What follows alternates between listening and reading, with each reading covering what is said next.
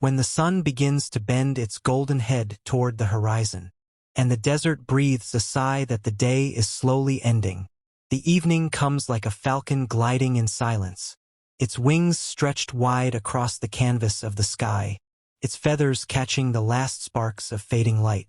This is the hour Fazza loves, the hour when the world softens its edges, when the sand cools beneath the hooves of horses, and the air carries not heat but fragrance, the perfume of the desert roses awakening at dusk, the memory of winds that traveled far.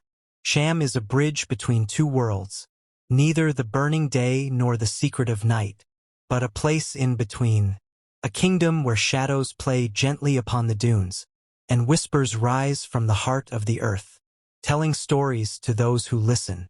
Fazza stands at the edge of the city, his eyes on the line where sky meets sand, and within his chest, 1,000 poems stir, like restless falcons eager to fly. He remembers his father's words, that every sunset is a lesson, a reminder that even the strongest light must bow, but in bowing it leaves behind colors, a gift for those who see beauty not in permanence but in passing.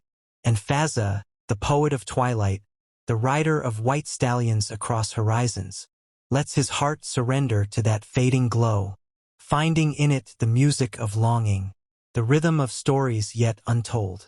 The camels walk slowly now, their bells ringing with a softer sound, as if they too understand the solemnity of this hour.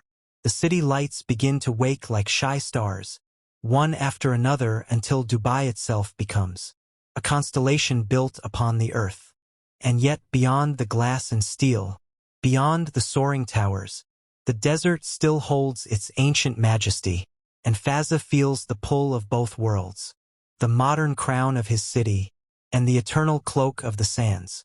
He mounts his horse as the first star appears, the stallion's mane catching fire from the last sunray, and together they ride into the open space, where silence is broken only by hoofbeats. Each step is a drumbeat of destiny, each breath of the animal a verse of loyalty, and in the gathering dusk, poetry flows from the bond of man and beast. Sham is a lover, shy yet bold, dressing herself in colors that words can never fully hold. Amber and rose, lilac and gold, shifting across the sky in veils of light.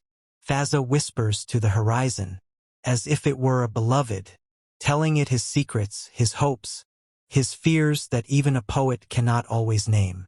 And the horizon listens, because it knows that the heart of a poet is heavy, not with sorrow, but with the weight of beauty, the burden of always seeing too much, always feeling too deeply.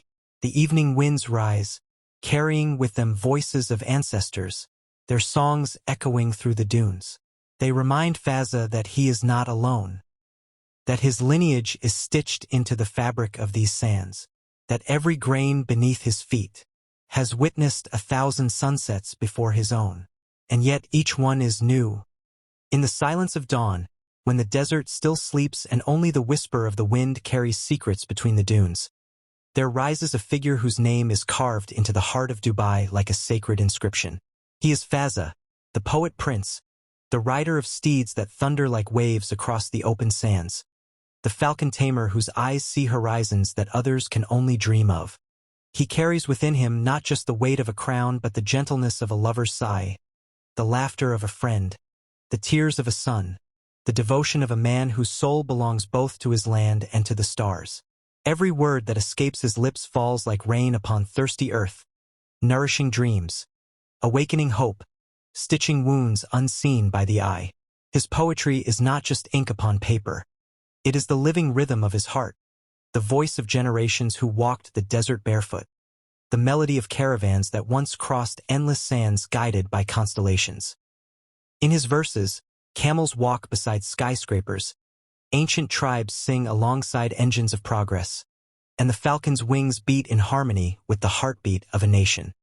He writes not for himself but for love, the love of his people, the love of his heritage, the love of a woman hidden deep within his chest like a flame no storm can extinguish. She appears in his lines like a vision, sometimes as the soft veil of dawn, sometimes as the sharp arrow of longing, sometimes as the gentle touch of water upon weary lips. She is the oasis in his endless desert, the silence in his storm, the hidden jewel that glimmers behind every metaphor. Though the world knows him as a ruler, she knows him only as a man who listens to the tremble of her voice as if it were scripture, who watches the rise of her smile as though the sun itself has been reborn. He rides his horse across the open land, his cloak catching the desert wind, his eyes fixed not on power but on eternity. Each hoofbeat is a verse, each gust of sand a stanza, each star above a witness to the endless dialogue between his soul and the universe. When night falls, he retreats to solitude, not to escape but to embrace the silence where words are born. His pen moves like a blade and like a feather, sharp enough to cut through sorrow, soft enough to cradle a dream.